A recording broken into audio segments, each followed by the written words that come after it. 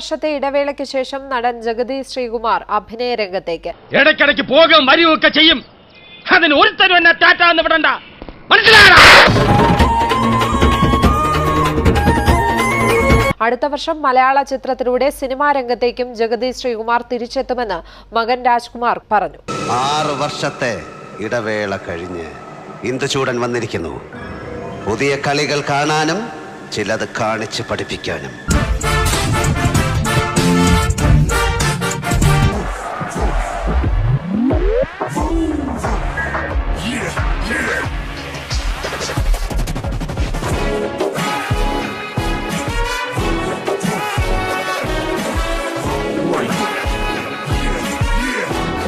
നിശ്ചലതയുടെ നാളുകളിൽ നിന്ന് ജഗതി നടത്തിയത് അസാധാരണമായ അതിജീവനം.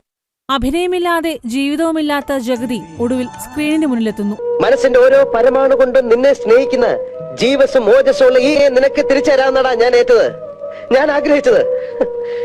ഇന്ന് പിടിച്ചോടാ. അടുത്ത വർഷം ജഗതി ശ്രീകുമാർ മലയാള ചലച്ചിത്ര ലോകത്തേക്കും തിരിച്ചെത്തുമെന്ന് മകൻ അറിയിച്ചു.